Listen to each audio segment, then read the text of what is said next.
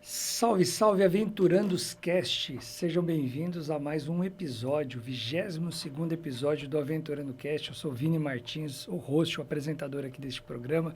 E hoje eu recebo aqui mais um amigo, mais um convidado muito especial, mais um parceiro da Vida ao Ar Livre, né, que a Vida ao Ar Livre me deu.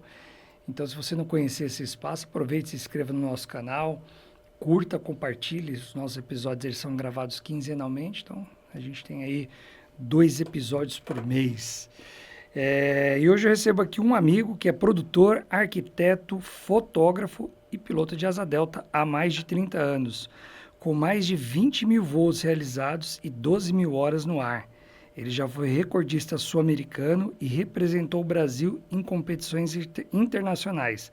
Além disso, comanda projetos de aventura no país, incluindo parques de tirolesa e experiências radicais em grandes eventos como o Rock in Rio, Lollapalooza e o FIFA Fan Fest.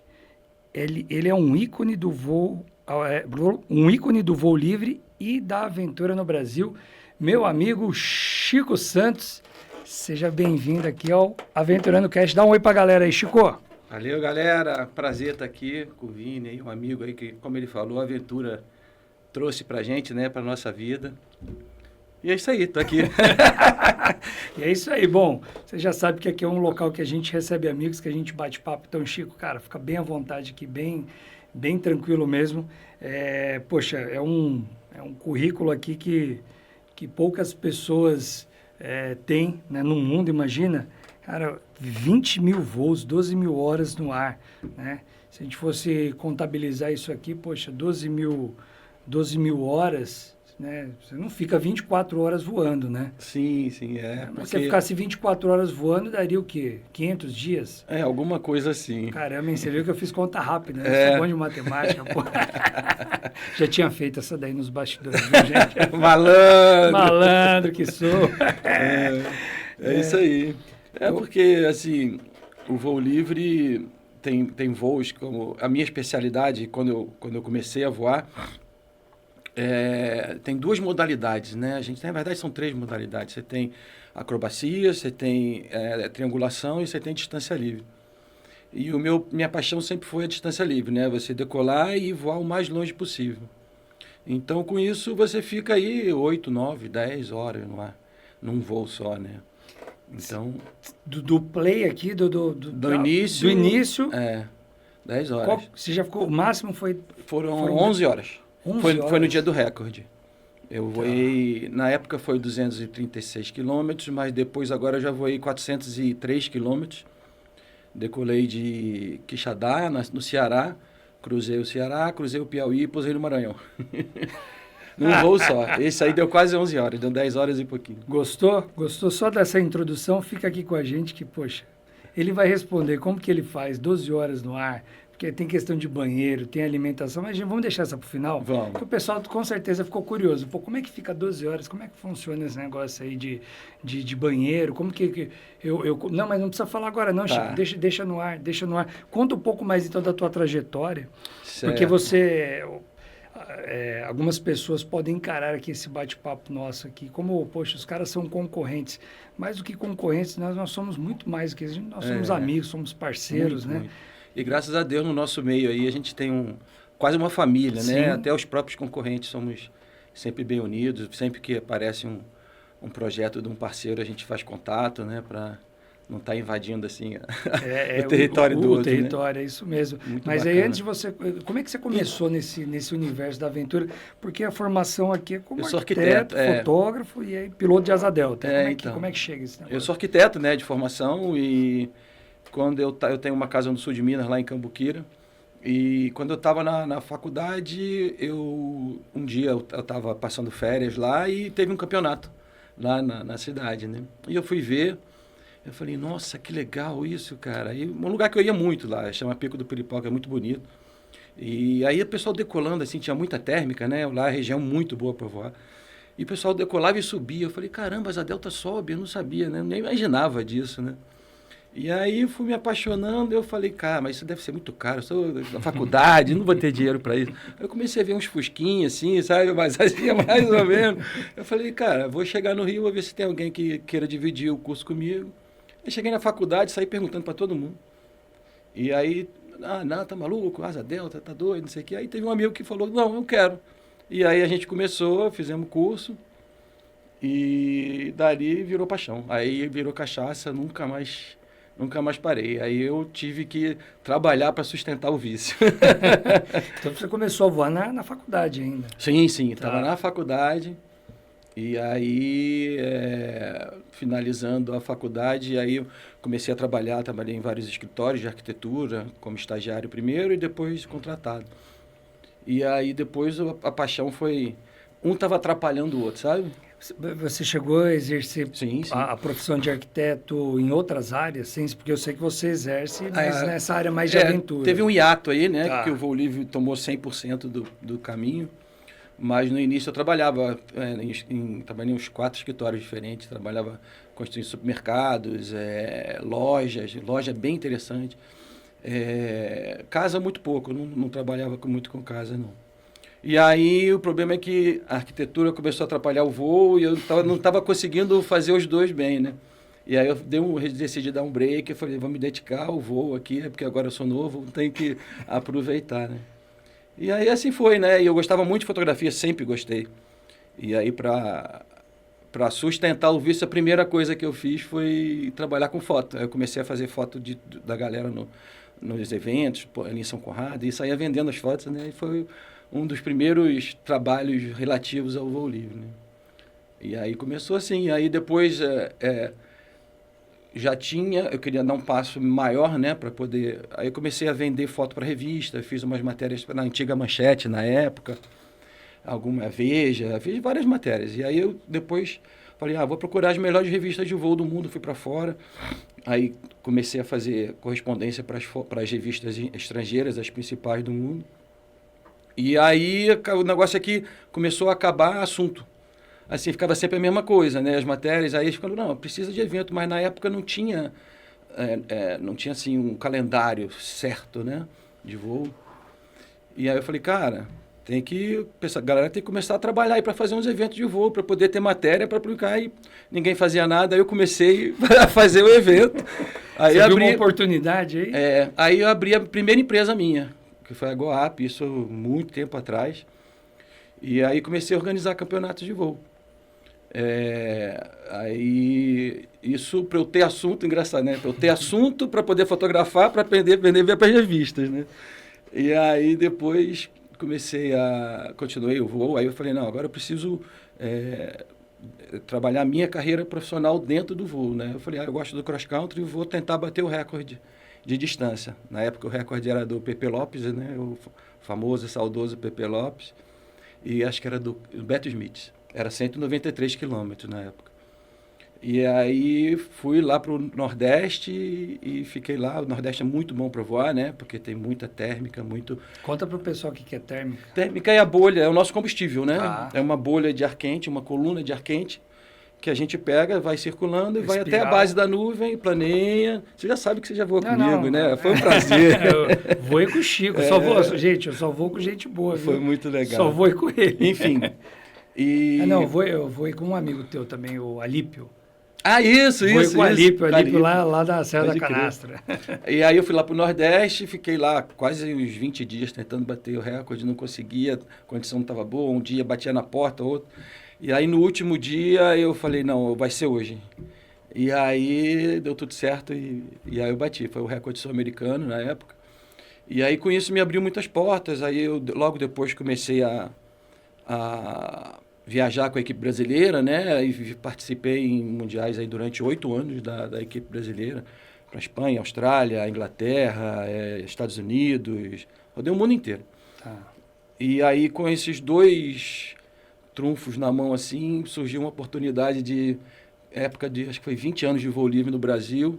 Eu falei, cara, vamos celebrar com um voo bacana, né? E aí foi quando eu sugeri, eu falei, porra, vamos fazer uma decolagem que chame atenção, né? Aí eu falei, vou decolar do Pão de Açúcar. Você não sabe disso não, né? Não, essa não. Então, aí eu falei, não, vou decolar. Eu falei, caramba, cara, aí você tem que ter, isso que eu falei, você tem que Isso ser persistente. Né? Para celebrar os 20 anos de voo livre no Brasil. Isso. Tá. Aí, não, para correr atrás de patrocínio, né? Você Tá. tem que ter assunto, você tem que ter Tá. uma coisa diferente, né? Tá. Aí eu falei, eu vou decolar do Pão de Açúcar e vou atrás do supermercado Pão de Açúcar para ser o patrocinador. E aí fui muito bem recebido lá pela equipe de marketing na época. Aí consegui provar que eu não era maluco através dos que eu já tinha feito, né? Então, assim, com recorde, eu falei, ó, já vou o mundo inteiro e tal. E por incrível que pareça, eles compraram a ideia e deu tudo certo, cara. Quer dizer, foram algumas tentativas, né? Eu fui uma vez, o tempo estava ruim, depois voltamos. E o complicado é que, assim, a decolagem do Pão de Açúcar eu não podia mexer em nada, em nenhuma árvore, em nada, porque é tudo reserva, né? E só tinha uma lajezinha, assim, de frente para o Santos Dumont, virado para norte. E só o vento norte que se serviria para decolar, assim, para usar esse lugar, né? A primeira vez estava tudo fechado, nem subimos, estava chovendo. Na segunda a gente chegou a subir, um trabalheiro danado para levar asa, equipamento, tudo, equipe, que aí via a Rede Globo, tudo. Saiu na capa do Globo, do jornal Globo no dia seguinte. E aí não deu. Aí, porra... Só que para decolar, ali envolveu 3 coisas, né? O Pão de Açúcar, muita gente não sabe, mas é particular, ele não é do governo. Né? Então tem a Companhia do Caminho Aéreo do Pão de Açúcar, que é o proprietário do Pão de Açúcar, então eu tinha que pedir autorização para eles. A única área de pouso que eu teria ali embaixo é na praia de fora, é uma praia do Exército, lá embaixo. E sem contar que eu estava na reta final de aproximação do Santos Dumont. Ou seja, e aí ninguém falou, não, tu nunca vai conseguir, não vai conseguir, não vai conseguir. Eu falei, não, eu sou persistente, eu vou conseguir. Aí, pô, fui lá, conversei com o pessoal da aeronáutica, que me receberam super bem também na época, o Neves de Moraes na época. E aí consegui a autorização, por incrível que pareça, do Ministério da Aeronáutica, lá não me lembro, qual era o órgão na época.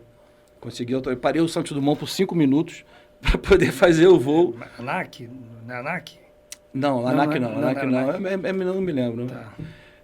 CRPV, acho que é CRPV, Tá. Serviço Regional de Proteção ao Voo. Ah, tá. Consegui autorização do Exército e consegui autorização do ANAC é a aviação civil, né? E aí deu tudo certo, foi bem bacana. E aí, a partir desse marco aí, deu meio que uma virada na vida. E aí eu comecei a trabalhar mais a parte dos eventos. E aí, quando eu criei a empresa, aí cresceu muito e a gente fazia aí cerca de 12 a 13 campeonatos por ano. Então, saía de um lugar e ia para o outro, rodava o Brasil inteiro, o ano inteiro. Aí eu passei uns 5 anos fazendo isso aí. Sabia que um desses campeonatos, uma dessas experiências, acho que era Sertão? Até hoje. SOS Sertão. Isso. Aí, no canal Off que passava? Isso aí. E aí meu filho ia ser um barato, né? Que eu tô assistindo as coisas e falo, pô, conheci esse cara é meu brother. Isso é mentiroso, pai? Eu tava na casa da minha mãe e aí passou, eu falei, pô, é o Chico, esse cara é meu brother. Aí meu filho falou assim, ele olhou pra mim e falou assim, todo mundo é amigo do papai, né? Porque recentemente o Rafa Bride, ele fez um documentário junto com o David Blaine e passou no Prime Video lá, né? Ah, sei. Aí eu fui assistir. E aí você falou que conhecia também. Não, mas eu fui para assistir o Rafa. E aí tinha um outro amigo, que era um mergulhador. Aí eu falei assim, pô, esse aí eu conheço também, meu brother, né? E que é o Juca, né? O Juca lá de Bonito. Juca, um abraço, da Igarapé. Aí eu falei assim, esse cara é meu amigo também, é o Juca. E agora eu estive com ele na Costa Rica, né? A gente foi fazer um benchmark. E aí eu falei assim, ô Juca, faz uma gentileza, vamos gravar um vídeo aqui pro meu filho aqui, que ele nunca acredita que as pessoas que eu conheço, né? E aí teve esse dia também que eu tava assistindo. Como é que é o nome dele? É o Matheus. Matheus? Matheus, eu sou amigo do papai, tá? É verdade. E aí foi muito legal que a gente tava assistindo. E lá é rebocado, né? Eu lembro que tem vários eventos, né? Eu lembro que esse que a gente tava assistindo era uma experiência rebocada. Assim, muito legal. Muito massa. Então, aí eu comecei a trabalhar com os eventos e a coisa foi crescendo, né? Como ninguém fazia, começou a dar certo, né? E aí a gente fazia muitos eventos espalhados no Brasil, que fizemos o campeonato mundial, vários campeonatos mundiais aqui com 50 países participando. Legal. Então a coisa começou a se profissionalizar, né? E aí eu precisava correr atrás de patrocinadores. Sempre procurando, né, receita para poder sustentar a paixão pelo voo, né? E você voava também? Você fazia o evento? Quando eu organizo, eu não vou, não consigo. A cabeça fica muito... senão não vai conseguir fazer bem, né? E aí... Nenhuma brincadeira, aí eu falei, nenhuma voadinha assim? Não, alguns, assim, os do sertão, quando a distância, aí eu vou porque eu tenho uma equipe muito boa. Mas, aí depois aí eu falei, cara, a gente precisa criar um gatilho para chamar a atenção do público, porque o voo livre tem muito isso, né? Assim, é como competição de vela. A competição principal do voo é de distância, é de velocidade. Tipo assim, aí eu falei, cara, para a gente conseguir chamar a atenção de patrocinador, da mídia, tem que ter alguma coisa, um diferencial, assim, uma coisa que chame a atenção, né? Que tenha... que as pessoas ative a curiosidade das pessoas. E uma das coisas que ninguém sabe praticamente é que isso, quando você ficou surpreso, que eu falei que ficou 11 horas voando, que você voa distâncias assim muito grandes, né? E aí eu falei, cara, a gente precisa evidenciar isso. Não adianta eu sair daqui e pousar daqui a 300 quilômetros e ninguém vê. Assim, eu vou falar que fiz isso, mas eu vou fazer o seguinte, então vamos fazer uma corrida onde você sai de um lugar e você avise que você vai pousar no outro. E aí começou com um rally que eu desenhei aqui para São Paulo. E aí eu fui atrás de patrocínio, desenhei ia pelo todo o interior de São Paulo. É uma área muito boa já para voo de planadores. Tá. Então, assim, se é bom para voo de planadores, para a Asa Delta é a mesma coisa. Tá. Né? Então, ela é muito rica, tem muito pouso, porque são plantações de cana. E na época da primavera eles cortam a cana para colher e aí fica tudo pouso. Tá. Entendeu? E o arado ajuda a proporcionar as térmicas, porque ele esquenta mais fácil o solo, entendeu? Então é tudo de bom. E uma região super próspera, né? E eu falei, cara, eu vou desenhar um... Mas aí você desenhou uma linha de chegada, é isso? Não, não, mais do que isso. Eu desenhei um rally que passava por todo o interior de São Paulo, e dava uma volta, saía de Ribeirão Preto, aí ia para Araraquara, Marília, aí Araçatuba, aí depois Barretos, Franca e voltava para Ribeirão Preto. Entendeu? Cada dia de um lugar para o outro. Tá, que legal. Né? E aí a gente fazia uma estrutura na saída e na chegada. Ah, entendi. E aí quando a gente saía daqui, a equipe de imprensa já estava lá na outra cidade esperando para a galera chegar. E o pessoal, quantos dias de evento? Eram 7 dias. 7 dias. A gente deu o voo, a gente saiu, começou no domingo e chegou no sábado. Que legal, que legal. E aí a equipe da próxima cidade já estava esperando e a galera chegava realmente, né? Então, assim... Você evidenciava que o Asa Delta viajou 150 quilômetros, 130 quilômetros, né? E aí foi super bem sucedido, foi muito legal, vieram os maiores pilotos do mundo, eu consegui o patrocínio da Peugeot, a gente fez durante 3 anos. E a gente conseguiu dar um carro de prêmio acho que até hoje é o maior prêmio de voo livre no mundo. Que legal. O vencedor do rally levava um carro da Peugeot e tal. E aí depois disso, foi crescendo, né, o negócio dos eventos cada vez mais. Só que no interior de São Paulo, a gente ficava ainda muito sujeito ao clima, né? A entrada de frente fria. Então, de todas as pernas, teve duas que a gente não conseguiu completar. Aí eu falei, vou levar o evento, então, lá para o Nordeste, que a gente tem o vento sempre constante, as condições são favoráveis. Você conhece lá o Nordeste, você sabe, são os ventos alísios que vêm lá do oceano, então todo ano é sempre a mesma coisa, ele bate leste e fica durante a primavera inteira, até de agosto até novembro, não chove, e aí eu falei, vamos levar para lá, aí levamos para lá, e foi sucesso total, porque a gente conseguia completar as pernas, né? Aí eu falei, então, vamos fazer mais ainda agora, já a gente conseguir evidenciar mais que a gente viaja de Asa Delta, vamos fazer um rally que a gente anuncia a saída e a chegada. E aí eu fiz o primeiro saindo da praia, não, o primeiro foi de Recife. Saímos de Recife e a chegada nos Lençóis Maranhenses. Caramba. Aí a gente cruzou o sertão inteirinho, cada dia, aí são várias rampas, né? E a gente passava de uma rampa para outra. E dentro do voo, o sertão, como eu falei que ele proporciona muito voo, a gente tem um evento que eu faço, que é o que você falou no início, é o X-Ceará, que já acho que é o evento mais longevo do mundo de voo. Até hoje a gente faz, tem mais de 30 anos que eu faço o evento lá.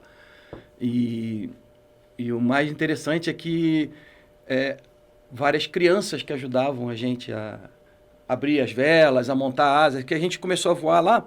E aí, toda vez que chega para voar, vem a criança de tudo que é lado, né? Sobe a pé, vai, chega aquela criançada, fica lá ajudando. Uma novidade, né? E aí, as crianças foram crescendo e hoje em dia são instrutores de voo. Que massa. Elas vivem disso, né? Que legal. Então, assim, é uma verdadeira transformação social através do esporte, né? E na rota toda que a gente voou, hoje em dia tem muitos pilotos. Então, é um lugar que eu tenho muito prazer em ajudar, né? E aí o que a gente desenhou foi um rally que chama SOS Sertão, porque a gente cruza cidades assim que são muito pobres, né? A gente pousa no meio do nada, assim, e o acolhimento do sertanejo, do povo nordestino é sem igual, né, cara? É de chorar. Você chega, aquela casa assim, super simples, né? Eles levam para dentro, te dão comida, te dão bebida, bota para dormir na rede. Às vezes tira comida do próprio filho para dar para você, sabe? Assim, são coisas, nossa, é lição de vida aquilo ali. E aí eu falei, não, isso aqui eu preciso ajudar essa galera. E aí a gente desenhou esse rally de forma que cada cidade que a gente passa, a gente monta os equipamentos de aventura.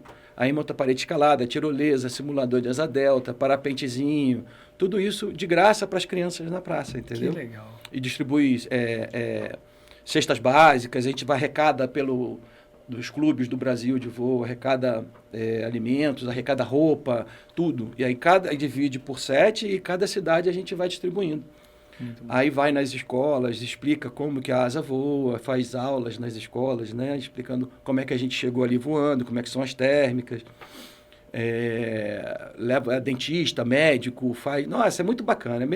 É muito semelhante ao trabalho que o Rally dos Sertões faz, né? Sim. Inclusive, depois eu vim conhecer o Joaquim, que é o organizador do Rally dos Sertões, e a gente conversou sobre o Rally. Eu falei, cara, muita gente confunde, eu fico assim meio receoso de usar o nome. Aí ele falou, não, pode usar, porra, o projeto é ótimo, então a gente está usando aí. Rally SOS Sertão, é muito bacana, assim, é muito gratificante você ver o sorriso das pessoas e assim, depois as pessoas querendo que a gente retorne, né? Aí antes da gente chegar, as escolas fazem concurso de redação, e aí as crianças se inscrevem, né, sobre o voo. Nossa, tem toda uma expectativa, né? É emocionante, emocionante. Do retorno. E é muito legal porque é um trabalho que dá para sentir, né? Sim. Dá para ver no teu olho brilha, sim, né? Sim. Porque tem muito propósito, né? Também vem da família, né? Que meu pai é piauiense, minha mãe é carioca. Então eu sempre fui, desde criança, muito para o sertão. Ficava na fazenda lá e tal. E aí sempre via, a gente distribuía as nossas roupas para as crianças. Então, é a continuação dessa... Que legal, parabéns, parabéns. Trabalho bonito, Chico. A gente falou bastante aqui nesse primeiro momento aqui de esporte, né? Que dá para ver que essa é a parte, né, que você tem aí como atleta até, que, né, já representou o Brasil, as competições, essas quebras de recorde.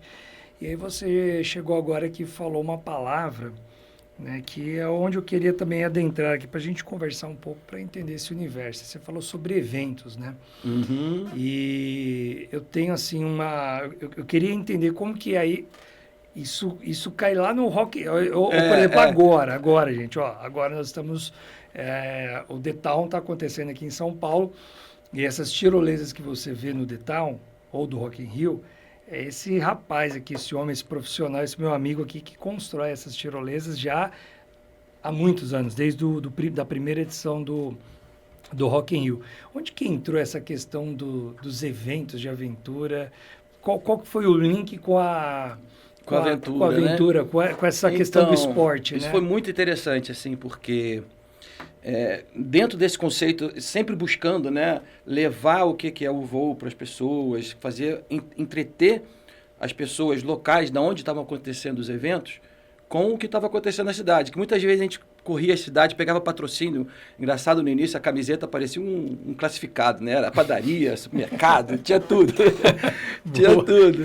E aí, cara, as pessoas da cidade em si não viam nada, porque o pessoal decolava e ia embora, como eu falei,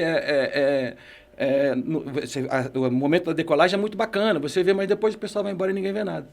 Só que aí depois do voo, você precisa comprovar que você fez aquele percurso. que eu falei do distância livre, né? Aquele que você vai, da qual ele vai embora, mas as competições mesmo que define campeão mundial, essas coisas, são de velocidade, são muito semelhantes às competições de vela. Você tem um ponto isso aqui de São Bernardo, Santo André e São Caetano, né? Isso. E é um percurso. E aí quem fizer isso mais rápido é uma corrida. Tá. Quem fizer isso mais rápido é o vencedor. Só que, como eu falei, você decola, vai embora e ninguém vê nada, né? Só que aí depois do voo, você precisa ir no QG do evento, para você, na época, antigamente era foto, hoje em dia é GPS, para baixar o seu voo e comprovar que você fez o percurso, entendeu?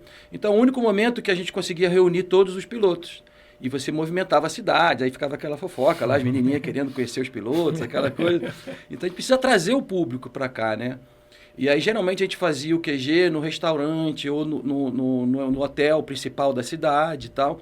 Só que aí os pilotos entravam no hotel e ninguém via nada. Aí eu falei, cara, vamos levar esse QG para o ponto central da cidade. Em vez da gente levar a cidade, o movimento, em vez das pessoas irem no movimento, vamos levar o movimento às pessoas. E aí a gente começou a montar, a gente chamou na época de Praça de Aventura. Tá. Entendeu? No centro das cidades, a gente montava umas tendas, uns estandes, que era onde os pilotos tinham obrigatoriamente que passar lá para baixar o voo. Aí a gente começou a montar uma praça de alimentação para poder receber os pilotos, eles ficarem ali interagindo com as pessoas da cidade, né? E aí, pela primeira vez, a gente montou lá em Cambuquira também, que era o laboratório de tudo, uma parede escalada, uma tirolesa, um simuladorzinho de asa delta. E esse foi... Que ano? Ah, cara, eu tava tentando lembrar aqui. Puta, faz muito tempo. Tá. Faz muito tempo. E aí, cara, foi um sucesso total. Assim, toda a cidade que a gente ia fazer campeonato, a gente montava o QG, as cidades... E aí as cidades começaram a se interessar mais pelo movimento da praça do que pelo campeonato em si. Como que era? Praça Aventura? Praça de Aventura. Praça de Aventura. Praça de Aventura. Aí chegou no Rio também, os pilotos começaram a se interessar pelos equipamentos e a gente começou a montar na casa das pessoas. Os pilotos, tem aniversário do meu filho. Aí montava lá o simulador de asa delta, parede de escalada, era o tirolesa, eram os principais. E aí, da mesma forma que começou a fazer mais sucesso do que nos eventos, montar esses brinquedos estava dando mais retorno financeiro e, inclusive, mais retorno do que o próprio campeonato, né? E aí, tá na hora. Tem negócio aí. Com certeza. E aí a gente começou a crescer o negócio e ainda não tinha os eventos de aventura, né? Não tinha os grandes eventos. Mas a gente começou a ficar conhecido como produtores de equipamentos de aventura em pequenos eventos, né? E a gente rodava o Brasil inteiro, aí nasceu minha filha. Aí minha filha acompanhava a Vitória, linda. Isso aí. Aí ela acompanhava a gente nos campeonatos, ficava no cestinho de fruta ali na rampa, rodava e tal. Mas teve uma hora que a gente falou, cara, não dá pra gente continuar essa vida assim e levando, daqui a pouco ela vai ter que ir na escola. Aí vamos ter que arrumar em vez de a gente continuar montando as festas, dá um trabalho danado, cara. A gente ia para Petrópolis, aí montava no sítio lá, e cada vez as estruturas maiores, né? Assim, o pessoal curtia muito e, cara, é sucesso total, você sabe, né? E é só que a gente montava tudo para ficar um dia e desmontava tudo de novo. Aí montava, aí eu falei, não, vamos... Dá mais trabalho montar e desmontar do que vamos correr atrás de um lugar próprio nosso, né? Pra gente ter. Aí vamos montar uma casa de festa, com tema de aventura. Vocês aqui chamam de buffet, né? Buffet. É um buffet infantil aqui. Buffet Mas tem infantil. lugares no Brasil todo que chama casa de festa. Então. E aí a gente procurou e conseguimos um terreno lá e foi o primeiro que eu construí, assim. E aí, nesse momento, começou a voltar a arquitetura na história, porque aí eu tive que juntar o conhecimento que eu tinha de arquitetura com a aventura. Você pegou tuas pranchetas? Total, até hoje. Até hoje. Eu já fui na casa dele, né? Até hoje. É um lugar bonito pra caramba, aquele projeto lá, né? E aí eu falei, aqui também tem um outro nicho, né? Tá. De construção. E aí a casa de festa começou a crescer, bombar, a gente começou a pegar um nicho dos globais lá do Rio, nossa, assim, jogador de futebol, sabe? Então a coisa foi crescendo. E hoje acho que hoje não, desde que a gente lançou, se tornou uma referência no Brasil até. Até hoje. Festaeaventura.com.br, vocês podem entrar aí. É isso aí. @festaeaventura. Repeat, please. Vai lá, qual que é? Essa é a casa de festa, Tá. é @festaeaventura e festaeaventura.com.br. É uma Muito casa legal. de festa toda com motivo de aventura, tem asa delta, tem escalada. Nossa, ficou muito bacana o projeto. Não foi porque eu fiz não, mas Não, ficou sensacional, não, imagina. bem Não, bacana. Você já foi lá? Nem Já, lembro. já. Você foi na casa? Ah, é! Esse é outro podcast. Foi expulso. Esse é outro podcast. Mas enfim, aí depois do... Aí sim, aí a Vitória foi crescendo, a gente parou de fazer os eventos, mas a gente ainda continuava sendo uma referência, né? E com a Festa Aventura, a gente já conhecido lá no Rio, pela a galera bem influente, né? Aí surgiu, acho que o ponto de virada foi quando teve a Copa do Mundo, lá não foi no Rio não, mas tem o FIFA Fan Fest, que são áreas que montam arenas, né? Para poder acompanhar o jogo com telão e tal. E aí surgiu a oportunidade de montar, eles que estavam com problema lá, que no Rio tem a lei orgânica, você não pode ter torres muito altas, então eles queriam montar uma tirolesa, mas não conseguia botar desnível, porque tinham que ser 2 garrafas de Coca-Cola, as 2 da mesma altura. Tá. E aí eu bolei lá um teleférico maluco que ligava uma torre à outra e motorizado, que aí a pessoa passava em cima do povo todo e tal. E aí funcionou perfeito e esse aí eu considero o ponto de virada, que depois disso, aí logo depois o Rock in Rio falou, não, estamos precisando mudar alguma coisa e vamos ver o que a gente consegue, e aí surgiu a oportunidade da tirolesa do Rock in Rio. E aí foi o segundo... Mas o Rock in Rio já é antigo. O primeiro foi 2011. O primeiro com tirolesa. Com tirolesa. Tá. 2011. Porque Então, o Rock in Rio... O Rock in Rio queria inovar, queria... Isso, queria... Assim, Tá, o não Rock tinha in Rio... tirolesa nessa época? Não tinha. Ou no começo? Não, então, o Rock in Rio começou lá em 85, Tá. né? Aí tiveram algumas edições no Rio. E aí depois teve um hiato também, ficou um tempo sem ter. E ele foi para Portugal. Quando ele foi para Portugal, ele se reinventou, assim, ele mudou completamente o conceito. Ele passou de ser um festival de música para ser um festival de entretenimento. Tá. E aí começaram a entrar outras atividades, roda gigante, tudo isso que você vê hoje, esse conceito de entretenimento além da música, nasceu lá em Portugal. Entendi. Tanto que grande parte da equipe do Rock in Rio hoje é portuguesa. São portugueses e extremamente competentes. Essa coisa que português é burro, tá completamente, não tem nada a ver. Os caras são muito competentes. Tanto que transformou o Rock in Rio. E aí, em 2011, retornou para o Brasil. Retornou para o Rio, né? E aí, quando voltou para o Rio, já veio foi exatamente logo depois. Acho que foi 2010 que eu fiz a tirolesa da FIFA Fan Fest de Copacabana. E em 2011 surgiu a oportunidade de fazer a tirolesa do Rock in Rio. Aí foi o segundo ponto de virada, né? Que depois do Rock in Rio, aí explodiu. A coisa foi crescendo e cada vez mais... você ganha um portfólio muito forte, né, cara? Assim. E graças a Deus deu tudo certo. Assim, a gente sempre foi muito meticuloso nos projetos, principalmente também no treinamento de equipe. Então a gente já tinha a casa de festa, né? O buffet lá, já tinha lá. E então a gente tinha praticamente um celeiro de mão de obra, de formação, de formação de condutor de aventura, né? Então a gente que lá tem tudo. A casa é muito grande, são 1.500 metros quadrados, assim, tem várias atividades diferentes.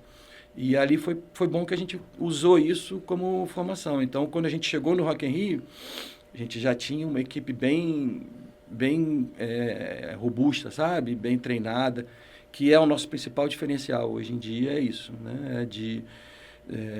A pessoa amar o que está fazendo, gostar muito.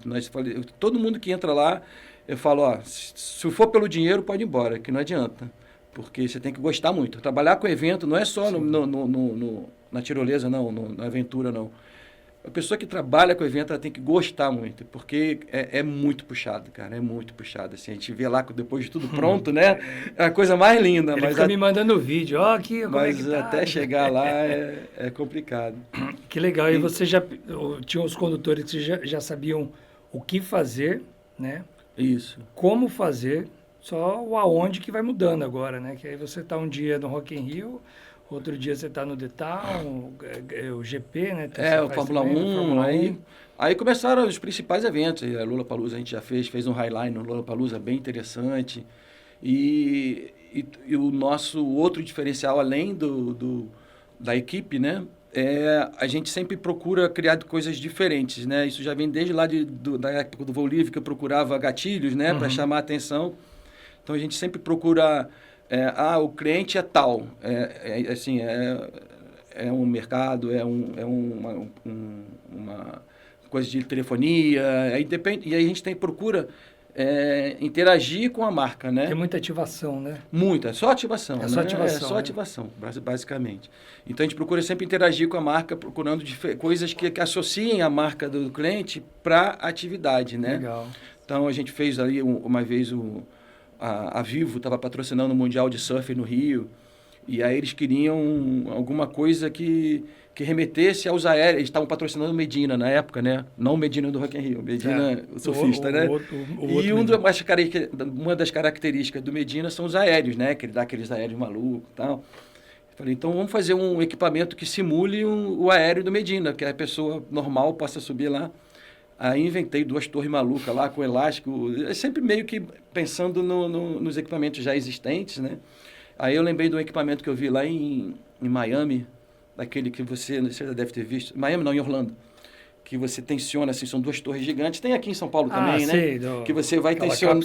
Isso, e solta, né? Aí eu falei, se a gente fizer isso, colocar uma prancha no pé da pessoa e jogar a pessoa lá em cima, aí você bota uma torre na frente, quando o cara estiver lá em cima voando, você tira uma foto e apaga os elásticos depois, né? Tá. E aí dá super certo. Em Orlando você anda ali na International Drive. Lá, isso, é isso aí. Aquelas bolas... Então foi mais ou menos remetendo a isso aí, né?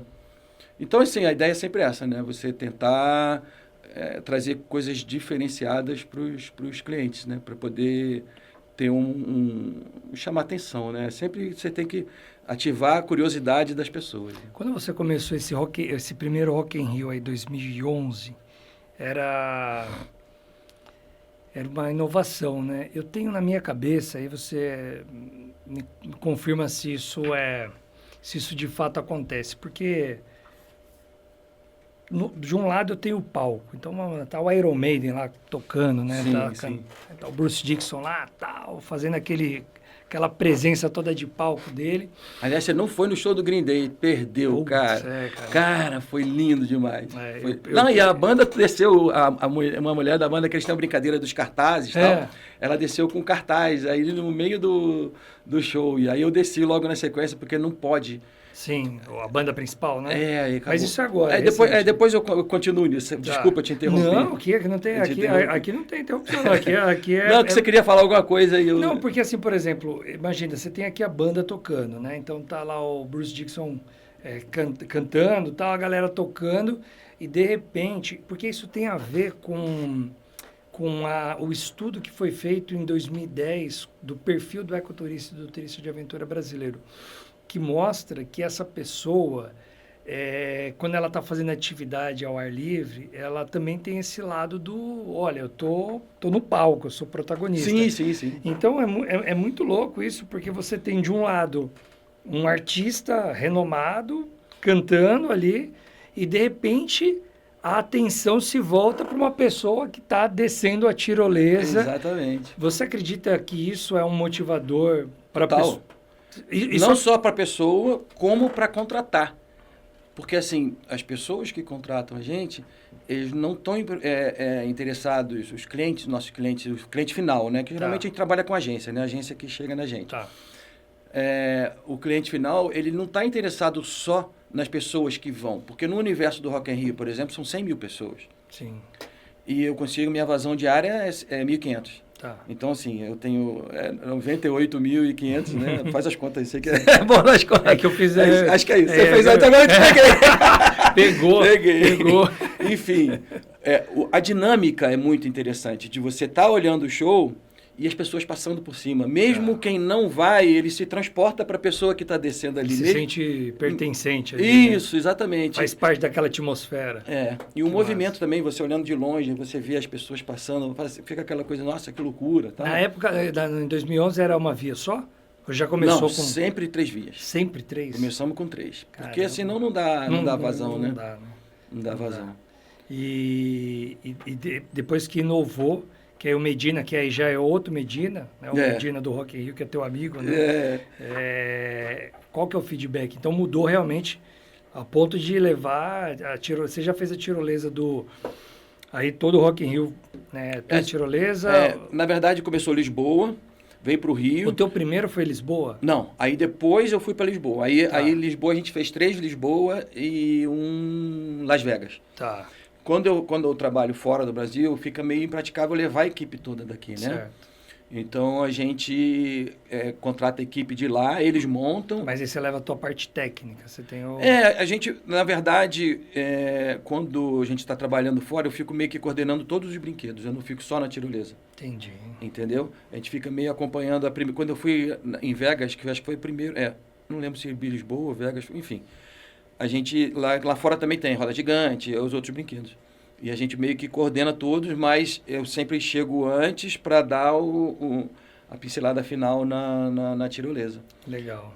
E, cara, a gente está muito na frente até do evento como um todo, né? A gente acha assim, nossa, quando eu fui para Las Vegas, eu falei, nossa, o evento lá deve ser...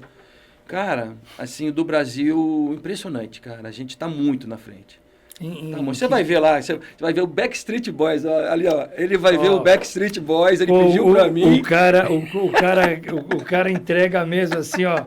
Pô, foi Não foi no Green Day pra ir no Backstreet Boys. Caramba, hein, meu. Eu duro, sabe o que é? Que isso aqui depois vira recorte, cara. E os caras me pegam. Cara, obrigado, viu, esposa? Enfim. Olha, a minha esposa me arruma cada uma. Você vai ver lá, cara. É muito lindo. Deixei de ir no Green Day pra ir no Backstreet Boys. É muito lindo, cara, o conjunto todo, né? Que Mas, ó, fala aí que na primeira edição... Eu fui no Foo Fighters, tá, gente? Só para deixar claro que aqui é rock and roll.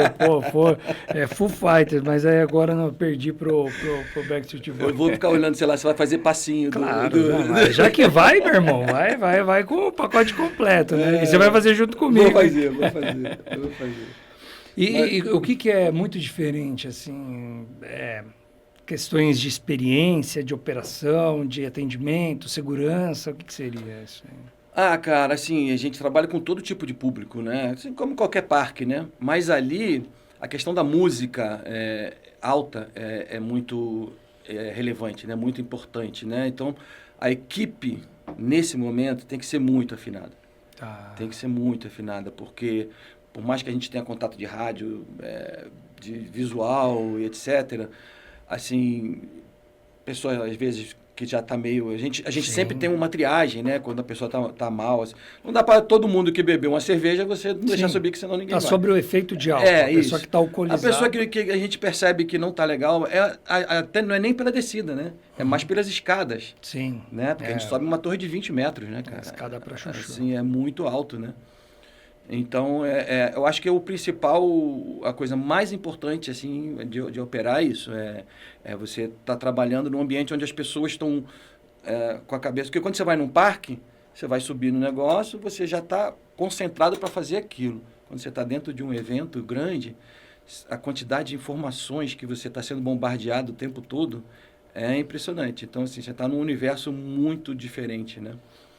E aí que vai a experiência, né? Então, você vai, cada vez você vai somando mais coisas, você vai mitigando cada vez mais o erro, né? O perigo, vai diminuindo cada vez mais a margem de risco. Mas sempre atento que não pode dar brincadeira. Não, né? pode. Não pode. E aí a gente entra agora, Chico, um dos pilares principais, né? O pilar principal aqui do Aventurando Cast, né? Não tem como a gente fugir de falar sobre segurança. Então, aqui no episódio 22, aqui com o Chico Santos, não é à toa, né, que ele, desde quando surgiu o tirolesa no Rock in Rio e todos esses eventos, é ele que faz. E aí você está entendendo aí o porquê, né, que ele está muito na vanguarda nessa questão dos eventos. E aí, Chico, fala pra gente qual que é o olhar, né, que a Aventura Vertical tem aí para as questões de segurança, né, o que é segurança para o Chico Santos. E aí você pode responder tanto o esportista, né, que tem esses recordes aqui, essa coisa, porque ninguém é um imprudente, né, e consegue atingir números como esse, né? Então, assim, qual que é o olhar da segurança? E por isso que eu vou ir com ele, viu? Mãe, eu vou ir com esse cara aqui, ó, entendeu? Então, quando eu fui saltar de pêndulo, eu saltei de pêndulo porque era natural extremo, Claro. entendeu? Era a galera ali que eu conheço, né? O Rafa, a Fê, o Alan. Então, você fala assim, ó, eu conheço essa galera. Então, assim, conta pra gente aí, qual que é o olhar da segurança pro Chico Santos? Então, eu acho que o principal, não sei se trunfo seria o trunfo, não sei, mas assim, o principal fator que eu trouxe do voo livre para o que eu faço hoje é exatamente isso, cara. É porque assim, no voo, assim, você está correndo de carro, se você errar, você bate, né? No voo não dá margem para Você erro. tem uma chance ainda, É, supostamente, você né, no carro. você não tem margem para erro, Tá. né? Então você tem que trabalhar sempre antevendo o problema, entendeu? Né? Então, assim, você está vendo ali, vai ter problema, então você tem que sempre estar se antevendo ao problema, né? Então, eu acho que isso é o principal legado que eu trouxe do voo livre para a aventura hoje em dia. Dentro dos eventos, a gente tem uma coisa bem diferenciada de construção, assim, da parte mais da MSV, por exemplo, de construção de parques, porque na construção do parque você está projetando o parque, então você faz uma coisa moldada para aquilo, né? Então você tem ali, você vai criar os ambientes onde você vai estar operando.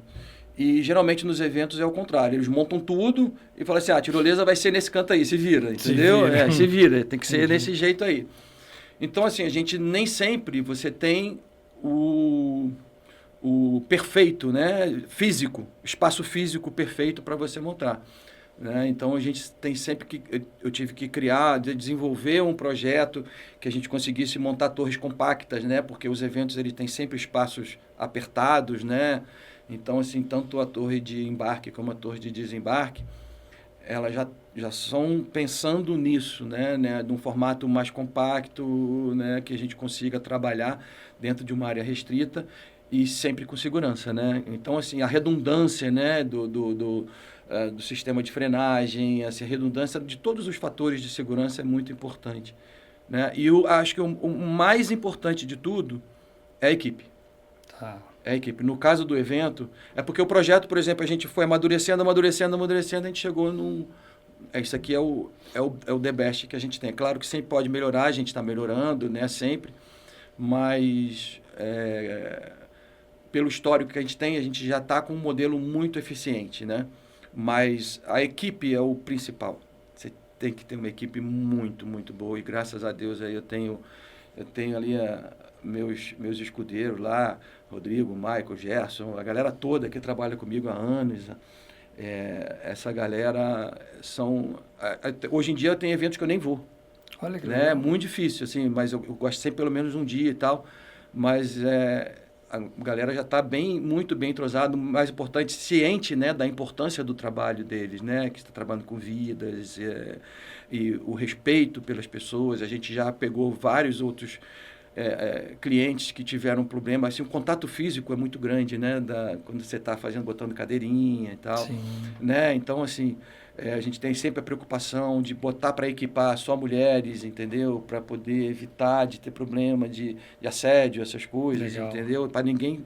Porque, às vezes, a pessoa que está vestindo não fez nada, mas a pessoa que está sendo equipada, às vezes se sente um pouco agredida, mas ali é da situação. Você precisa, né, ter o contato físico. E no voo duplo tem muito isso, né? De você está muito próximo à pessoa, né? Então tem que ter um respeito muito grande na hora tanto do equipamento. A pessoa também, ela está num momento muito frágil, né? Assim, que ela chega lá em cima, né? Então ela está assim, às vezes a pessoa tá em pânico. Então tem que tomar muito cuidado para não passar dos limites ali, entendeu? Então eu acho que o principal é isso, é uma equipe muito, muito afinada, tá sempre em cima, entendeu? Assim, eu acompanho direto todos os eventos. Aí, como a gente já está há muito tempo na estrada, né? A gente já tem uma equipe bem formada. Então, como tem aquela galerinha ali, eu já sei que posso ficar tranquilo. Legal. Você falou algo bem interessante, né? E com certeza é o seu trunfo, né? Essa questão do voo, né? Porque Uhum.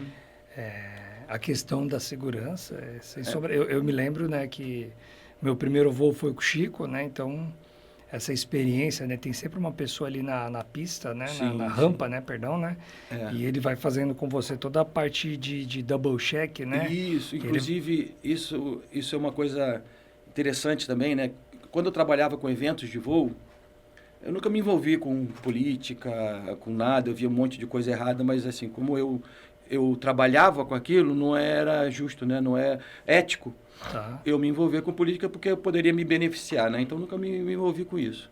E aí depois que eu parei de trabalhar com os eventos de voo, que eu comecei a trabalhar com aventura, eu continuei sempre voando. Fazia voo duplo e tal.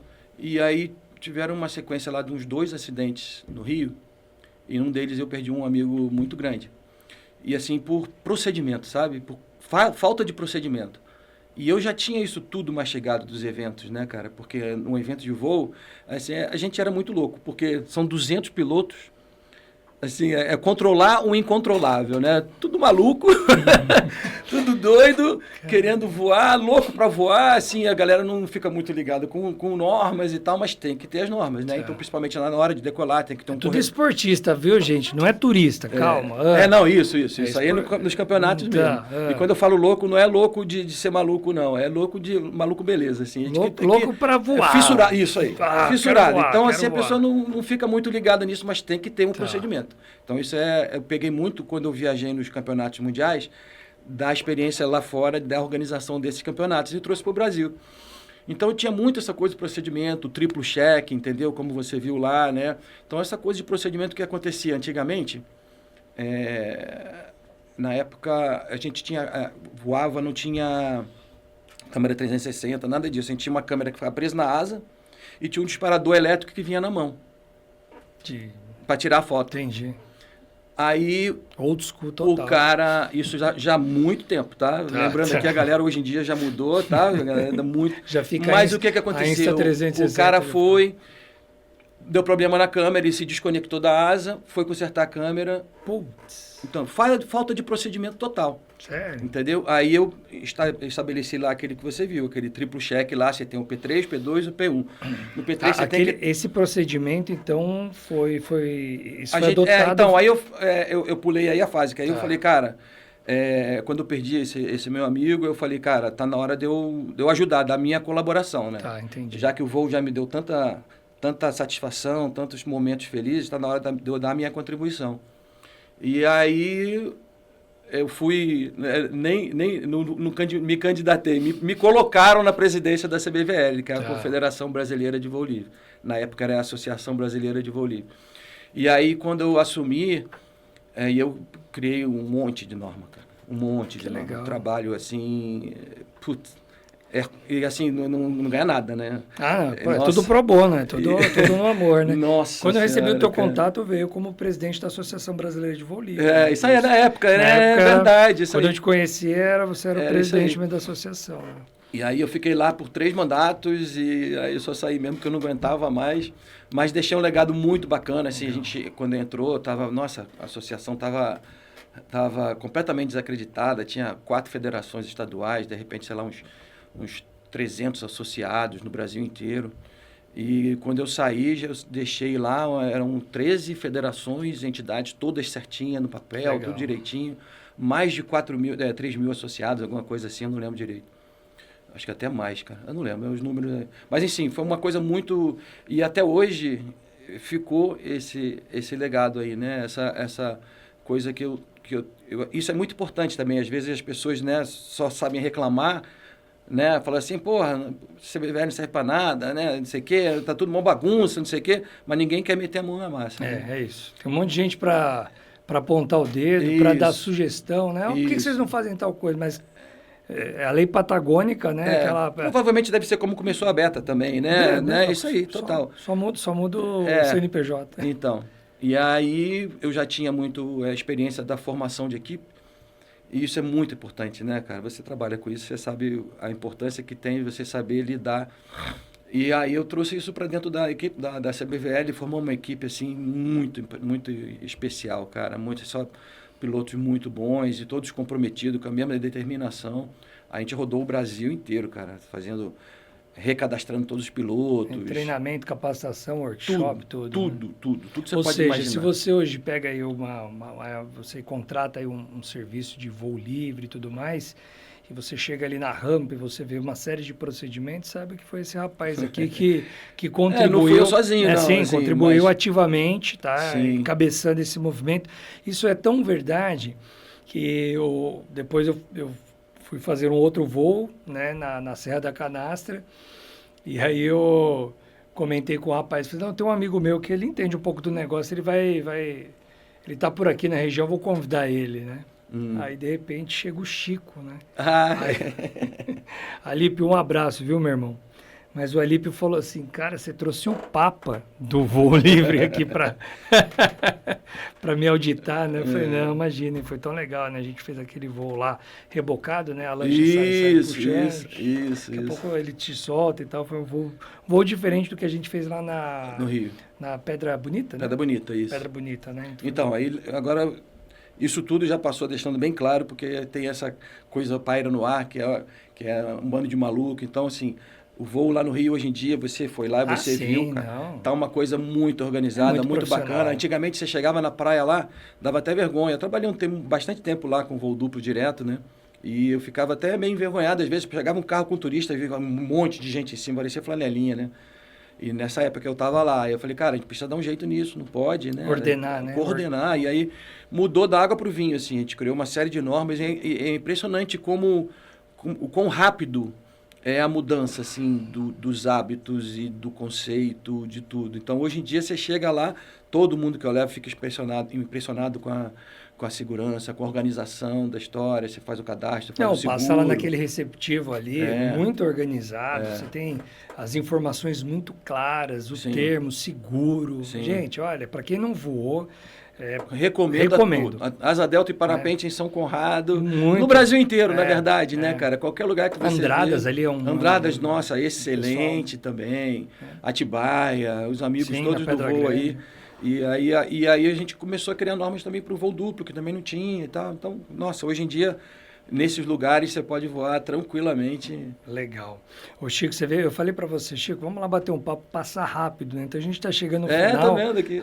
A gente está chegando no final, mas eu preciso trazer essa pergunta, né? Que ficou lá no começo no ar, a gente segurou aqui a audiência, e aí já teve umas que eu comi bola. Né? Por exemplo, quando a Fernanda veio aqui, Fernanda Dornelles, que é sócia da Natural Extremo, ela tem um episódio que ela ensinou o Rodrigo Hilbert a cozinhar.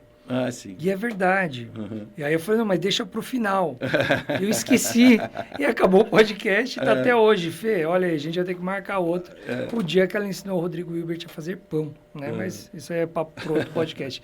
Ô Chico, conta só pra gente como que funciona ficar 12 horas aí no ar. Questão as questões fisiológicas. Banheiro, comida, determinada altitude assim é liberado para pulverizar o ar, então, com o número 1, calma, gente. Tô brincando, o Chico vai responder. Como é que funciona isso daí, Chico? Então, tem várias coisas... Pode falar? Pode, claro. Então tá bom. Tem várias coisas que são interessantes nesse universo aí. Uma delas é, assim, quando você vai fazer um voo de muita distância, né?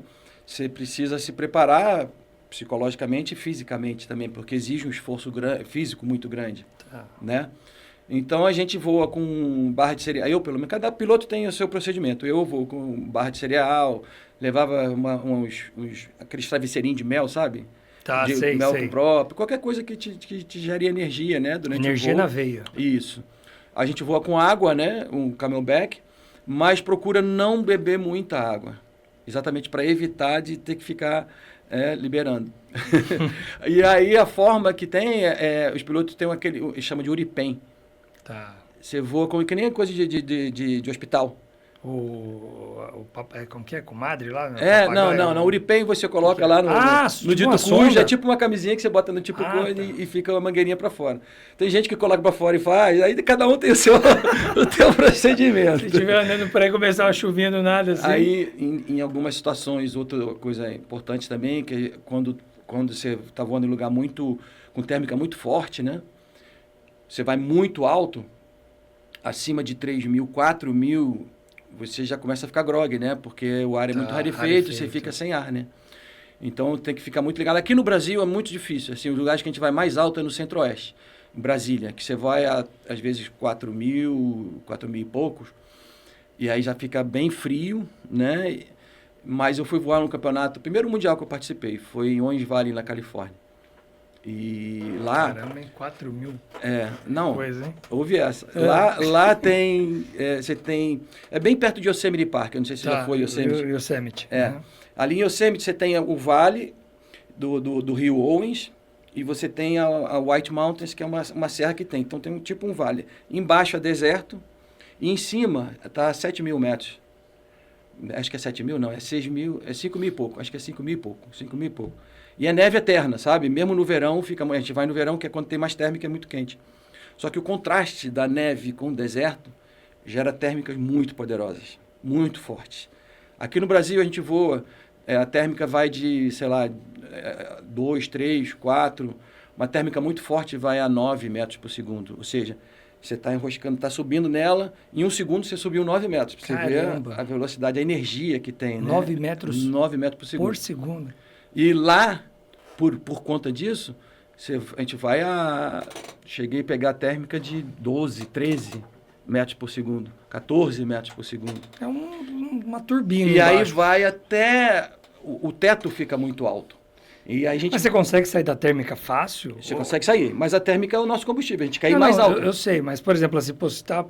Porque, 13 é uma turbina embaixo. É muito, faz muita força. E aí você vai fazendo espiral. E tem que fazer força para ela não te cuspir para fora e capotar a asa, entendeu? Que tranquilo. É bem tranquilo. Mas isso aí é o voo extremo, é campeonato, né? É outra história. É só profissional. É, isso aí.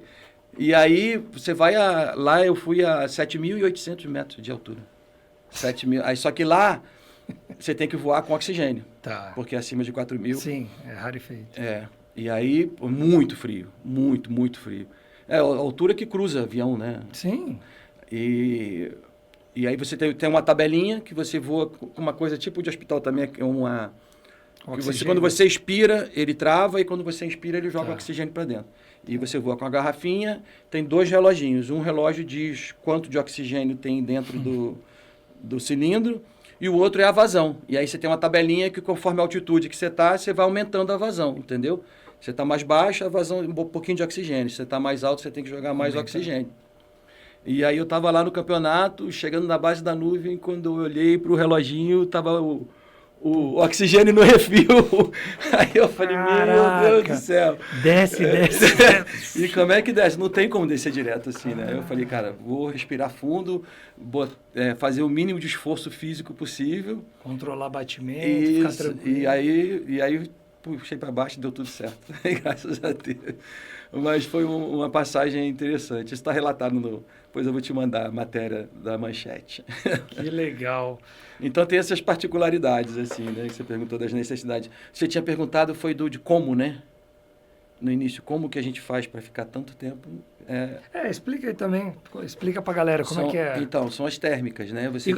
Tem um papo legal também que a galera não sabe. Como que você identifica? Que é legal, tem uns elementos que você já me... Eu pergunto aqui, mas essa aqui eu já sei a resposta. Como que você está aqui voando e como que você vai identificando? Porque a térmica... você não vê, Você não vê. E aí, quais são as evidências, né? Isso. É muito legal que as pessoas que vão ouvir falam, que bacana. Tem 2 formas, né, de você se orientar no voo, para saber onde estão as térmicas, né? Quando você está mais da metade... Na verdade, a térmica o que é? O Sol esquenta a Terra e aí quando fica saturada de calor, sobe uma coluna de ar quente. Começa com uma bolha, vai subindo. Quando chega lá em cima, começa a formar nuvem. Ela encontra o ar frio lá em cima e começa a formar nuvem, né? Então na verdade, são 3 tipos de nuvem. Cúmulos, estratos e cirros. Cirros é aquele lá em cima que parece um rabo de galo, assim, que ele fica todo... Esse aí estão a 11.000 metros. Os estratos é entre o cúmulos e os cirros, que estão aos 7.000. E os cúmulos, que é o que serve para que é o nosso combustível, que eles são formados por essas bolhas de ar quente, então mais ou menos aí varia do dia, né? Varia de uma série de fatores. Umidade, temperatura, um monte de coisa. Mas é entre 1.000 e 3.000, vamos dizer assim, metros. Né? E aí você entra na térmica, vai rodando, vai pegando essa coluna de ar quente, aí quando está chegando na base da nuvem, você vai e procura outra nuvem, né? Então, quando você está mais para perto do chão, você procura evidências no chão, que tipo, diferença de contraste, né? Um lugar muito verde, um arado do lado, essa diferença de temperatura geralmente dá o vento, a incidência do vento, né? Numa montanha. O vento batendo na montanha aqui, ele vai fazer isso, e é que nem no rio, né? Quando tem uma pedra no meio do rio, a dinâmica do ar é muito semelhante à dinâmica dos fluidos. Tá. Né? Então, quando você tem uma pedra no rio, o rio está descendo, ele vai fazer aqui assim. O que acontece aqui atrás? Ele fica um redemoinho, assim, né? Um rebojo. Mesma coisa o vento. Se o vento está batendo aqui, aqui atrás fica uma panela de pressão, porque o sol está incidindo aqui e o vento não está batendo. E ali é uma evidência de surgir uma térmica. Então, tem vários gatilhos que a gente chama. Ou então, quando você está alto, aí é a nuvem. Né? A nuvem E o urubu? Urubu também, nossa, o urubu é nosso amigo total, total. Ele que mostra, você vê o urubu quase não bate asa, né? Quando você vê ele voando, né? Ele pega as térmicas do mesmo jeito. Né? Olha, isso é legal demais, hein? O urubu não bate pouca asa, né? Fica só e aí a nuvem é isso, a nuvem ela tem um ciclo, né? Então ela começa a formar, aquele cabelinho vai crescendo, crescendo, crescendo, crescendo. Aí quando ela está com a base reta e em cima parece uma couve-flor, é quando ela está no auge dela. Então se você vê, quando você está subindo numa térmica, você já está olhando para frente, para saber para onde você vai depois, para saber se aquela térmica... Porque depois do ciclo, quando ela começa, esse ciclo ele acaba e começa a desfazer. E aí ela fica descendente, aí é o contrário. Né? Cumulonimbus. Cúmulos-nimbus. Cúmulos-nimbus. Você lembrou agora aí, com certeza quem está assistindo lembrou do Up, Altas Aventuras, na hora que o Russell fala para o seu Frederic, olha, seu Frederic, você ali uma Cúmulos-nimbus. Cúmulo-nimbus. É isso aí, Chico, meu irmão, cara, a gente precisa finalizar. Com certeza. Cara, que papo legal, muito, muito bacana, foi uma honra receber você aqui, um amigo, um parceiro, uma referência, né? Para toda a comunidade da Vida ao Ar Livre. Bacana. E deu para ver o quanto que você não só contribuiu, mas continua contribuindo, né, para o crescimento do setor. Né? Então, quando a gente vê esses eventos, né, acontecendo, como o Rock in Rio, Detal, Lollapalooza, o GP, né, de Fórmula 1, enfim, isso tem um potencial, né, de gerar, é um potencial gerador de novos adeptos das atividades ao ar livre. Claro. Então, eu tenho certeza que você está fazendo esse trabalho aí com muita maestria, com muita excelência, muita segurança. Parabéns, né, Chico? Parabéns a toda a equipe, né, da Aventura Vertical. Queria que você deixasse aqui esses minutos finais para você deixar um recado aqui para a galera, tua equipe, tua família, enfim, deixar tuas mídias sociais, teu site. Lembrando que o Chico, ele é um parceiro, aqui a gente não tem essa de concorrente, cara, pode ficar à vontade aqui, o espaço é teu, irmão. Bom, agradecer primeiro a equipe, né? Nossa, como eu falei, a equipe é fundamental para tudo, né? E se a gente está até hoje, a gente chegou aonde a gente chegou, por muita dedicação da equipe, a família, com certeza, né, que desde o início estava junto e continua aí acompanhando a gente. Minha filha está aqui em São Paulo, no The Town também, está lá com a gente. E, cara, o recado que eu deixo para geral, assim, cara, nunca desista, né, dos sonhos, assim. Você tem que sempre procurar gatilhos, procurar alternativas, procurar forma de realizar o que você quer, né? Então, procure fazer sempre tudo muito certinho, procurar sempre dar o seu melhor, né? Dar sempre o que você pode fazer, surpreender. A palavra, eu acho que principal é essa, para trabalhar com o evento. Se você promete X, você dá 2X, nunca menos.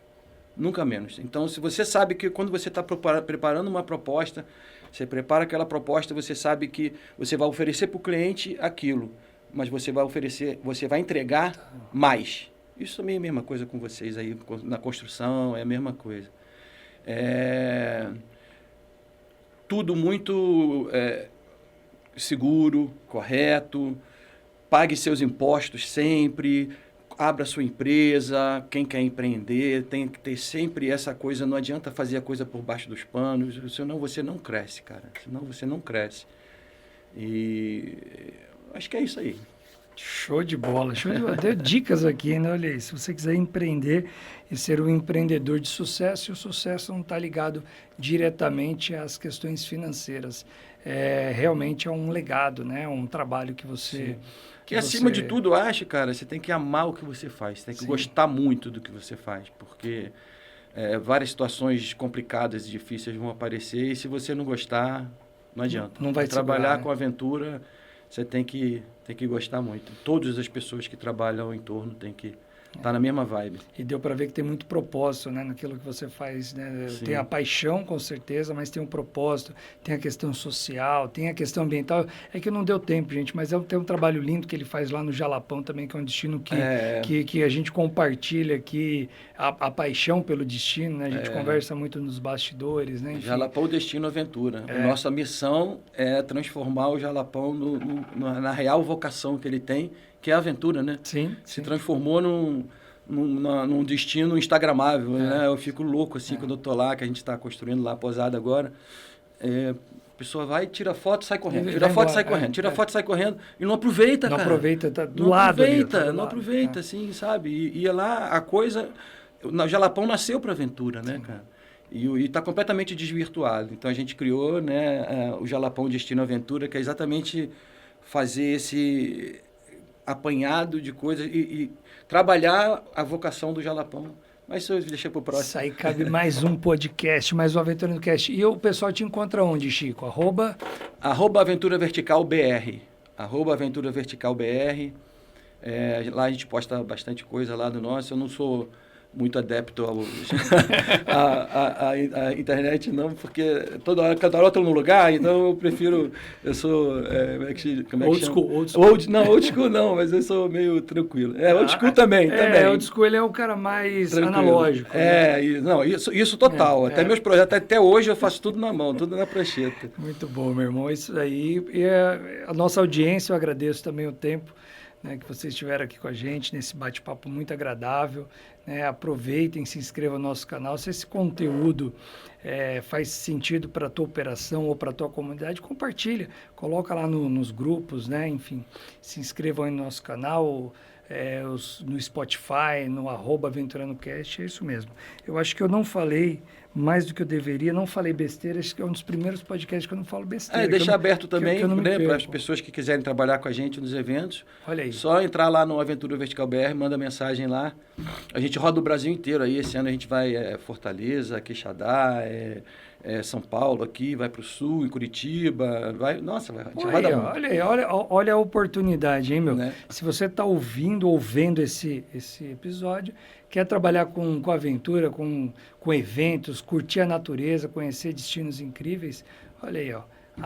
@Aventura Vertical BR. Falei isso certo? aí. Chico, meu irmão, mais uma vez, satisfação. Muito obrigado por participar aqui do 22º episódio do Aventura Prazer Cast. foi meu. Vamos que vamos, galera. É isso aí, ó. E viva a vida ao ar livre e lembre-se, sempre com segurança. Aquele abraço. Até a próxima. Tchau!